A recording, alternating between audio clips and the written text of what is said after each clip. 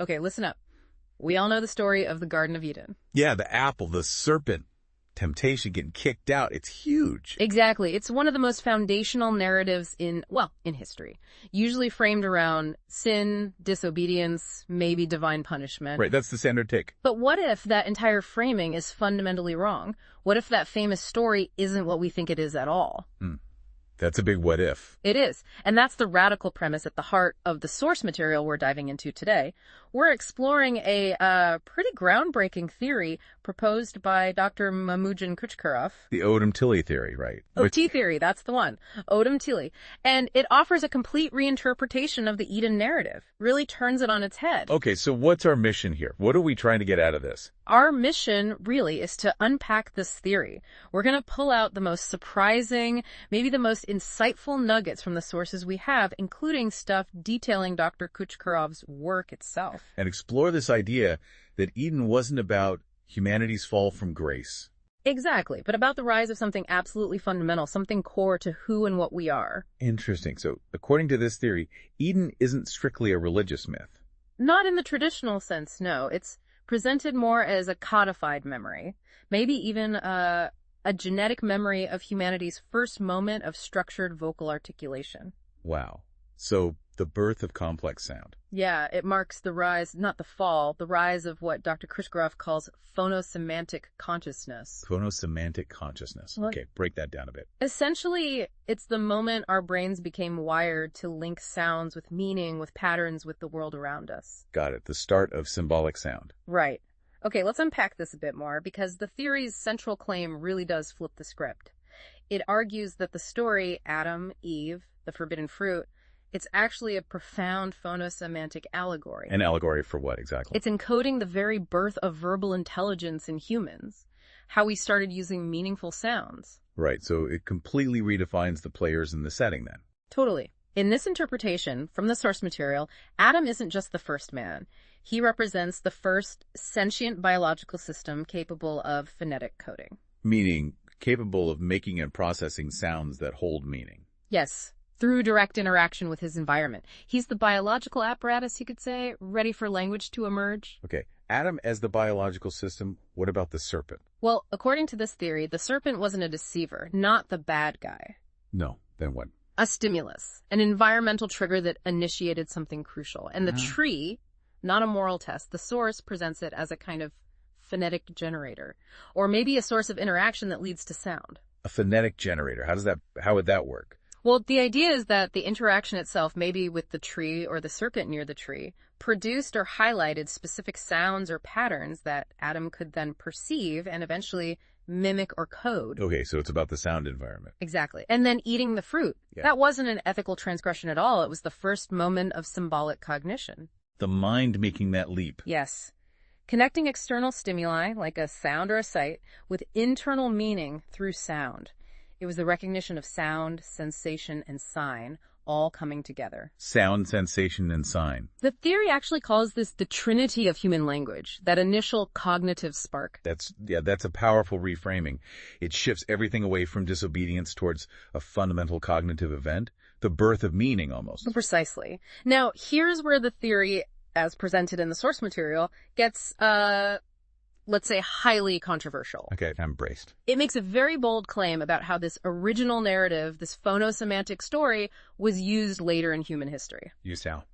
The source argues that a great civilizational deception occurred, and it wasn't primarily spiritual, it was semantic. Semantics, about the meaning of words, the meaning of the story itself. Yes, exactly that. The theory claims the Eden narrative was, well, allegedly hijacked, deliberately reinterpreted by religious and political elites much, much later. Hijacked. For what purpose? The asserted goal, according to the source, to condition generations into believing they are inherently born guilty, fundamentally flawed. Why would they do that? Because it makes people significantly easier to control.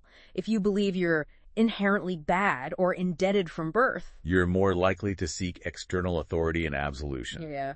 Wow, that's a heavy accusation from the source material. It is. The source argues that what it calls the theological industrial complex, quite a term, actively replaced this original sort of empirical truth about language origins. The phonosemantic origin. Replaced it with these guilt-based narratives. And this purportedly undermined individual self-agency, our power to think and act for ourselves. And it redefined God, too, you mentioned. Yeah.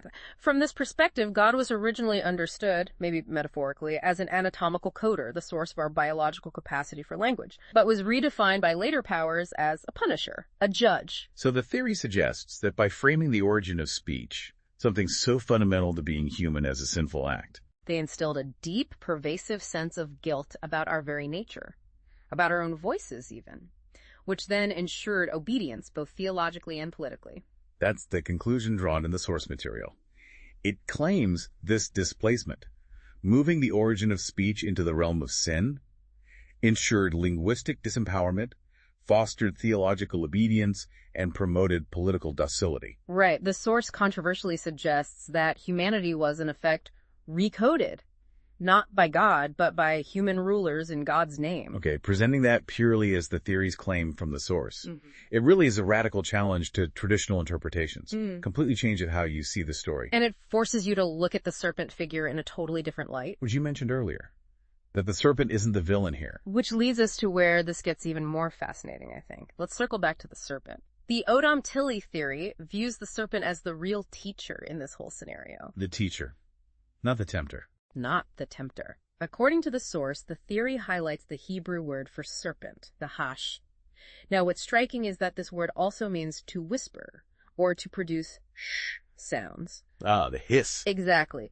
Dr. Kuchkarov, as quoted in the source, argues this is no mere coincidence. It's fundamentally linked. How so? The serpent is seen as the first phonetic mirror for human articulation, potentially the first distinct external sound that early humans interacted with may be mimicked, helping to shape our first speech sounds. So the sound itself is the catalyst, the sh or sh. That's the idea presented, and the source provides some pretty compelling cross-linguistic phonosemantic parallels that Dr. Kuchkarov uses to support this. Think about these examples from different languages. Okay, lay them out. I'm curious. Right, so nash in Uzbek, it means a carved or fixed pattern.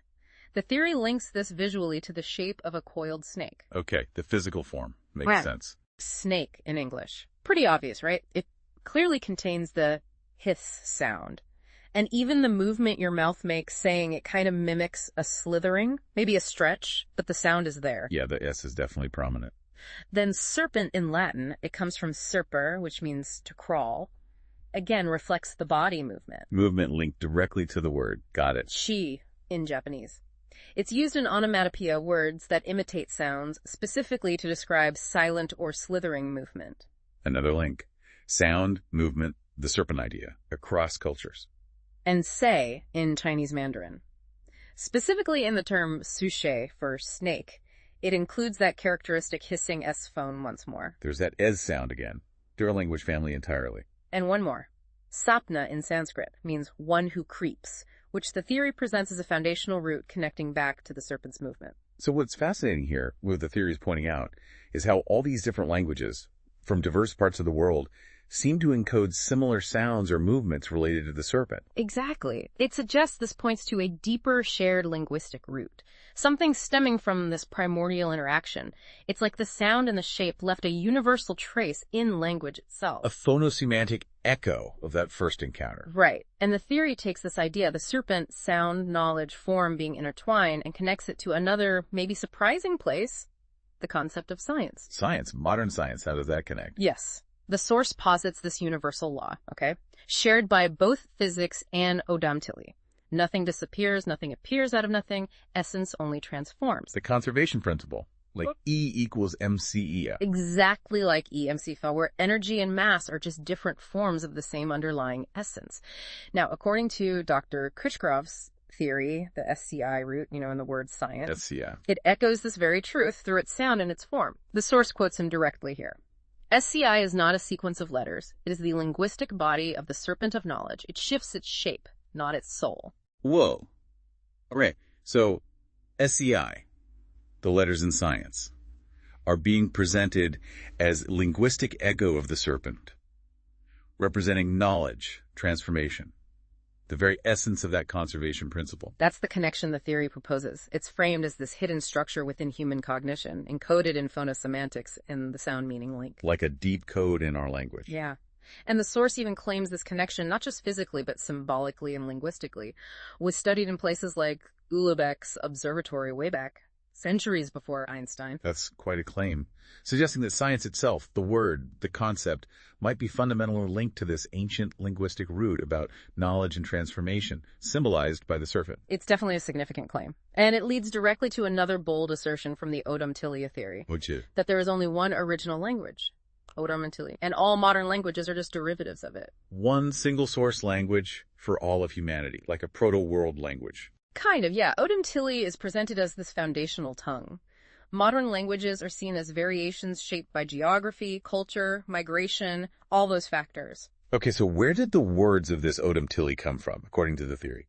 They originated directly from those physical, emotional, and sensoromotor interactions, between Adam, Eve, the serpent, the tree, in that initial environment. The interactions generated sounds. Exactly. Those interactions, the source claims, generated spontaneous, repeatable sound patterns, and those became the first words, based on actual physical experience and biological responses. So, language didn't just pop into existence arbitrarily. It emerged organically from how early humans interacted with their world, using sound in their bodies. Right. The source uses a helpful analogy here. Think about the decimal system, base 10. Okay, based on 10 fingers. Exactly. It's rooted in our biology. The theory argues that, in the same way, all languages are ultimately expressed through biologically encoded sounds that originated from that foundational Eden interaction. Our physical form dictated the basic structure. That makes it feel more concrete, less abstract. Yes. Language tied to the body. Totally. And consider the example the source gives with the sound A. Think about a newborn baby's first cry. Right? The theory argues this isn't taught, it's programmed, it's inherent. A is presented as representing the beginning of space, of breath, of time, the alpha of sound. The first outward breath, maybe. Perhaps. And this is why, according to the theory, pretty much every alphabet in the world begins with A. It's not just a cultural choice, it's seen as a phonosemantic inevitability rooted in our biology. A as the fundamental sound of opening, of existence. That gives a whole new weight to the start of the alphabet. Doesn't it?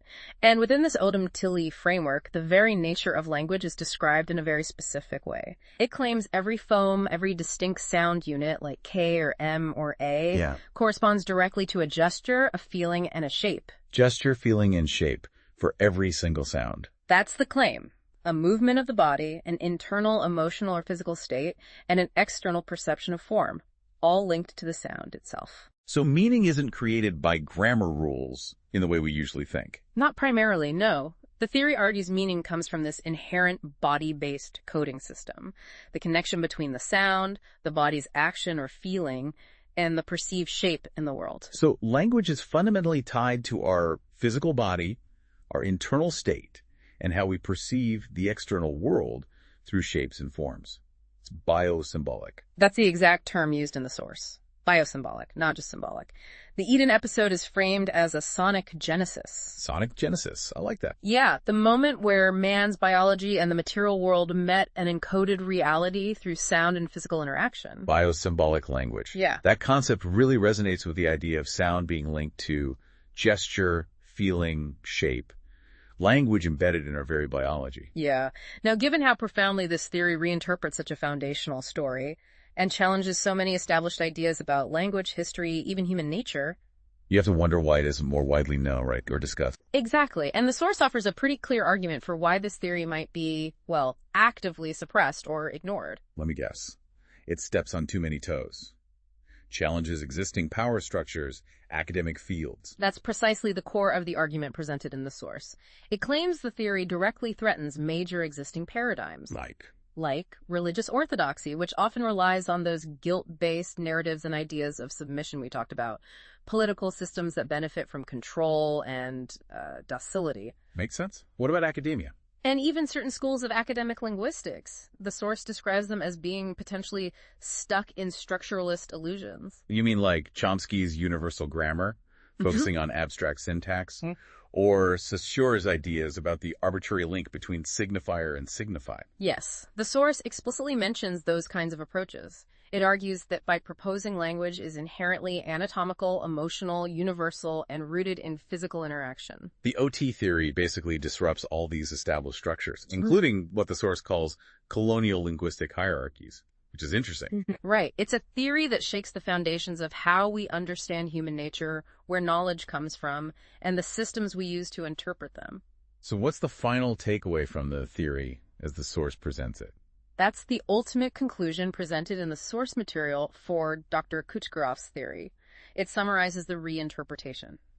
The Eden story was never actually about punishment or exile from some perfect state. It was about... At its core, it was about phonetic awakening, about linguistic expression, the birth of meaningful sound. So the true tree of knowledge. It isn't something forbidden we should regret touching. It's something we've maybe forgotten the true meaning of. Exactly. And its fruit isn't sin, it's speech itself. Our ability to communicate complex ideas through sound. And serpent, once demonized, might have been our first true teacher, in the most literal sense, introducing the sounds, the interactions that formed the very basis of human language. So according to this theory, the return to Eden isn't about regaining some lost paradise out there. No, it's about returning to an understanding of our own voice, the nature of sound itself, and the deep biosymbolic roots of our language within us. That's a powerful final message from the source material on this theory. Phew, okay. That was quite a journey, wasn't it? Definitely. Reinterpreting one of humanity's most foundational stories through this really radical lens of language origins and the inherent power of sound. We've explored the idea that the serpent wasn't a tempter, but maybe a teacher. That eating the fruit was about a crucial cognitive leap into language, not a sin. And that our very languages, the sounds and shapes of words, might hold echoes of this primordial event. This deep dive into the source material certainly presents a theory that challenges, deeply held traditional views and suggests this hidden fundamental connection between sound, meaning, knowledge, and maybe even the underlying structure of the universe itself, all through phonosemantics. So what does all this mean for you, listening in? As you process this theory, what stands out most? This radical reinterpretation of Eden, the origin of speech. Does any of it click? Does the idea of language being biosymbolic, tied intrinsically to gesture, feeling, shape, does that resonate with you in any way? It certainly gives you something fundamental to think about, doesn't it? The next time you hear an S sound, or see the letter A, or just consider how we make meaning out of thin air, or maybe out of breath in biology.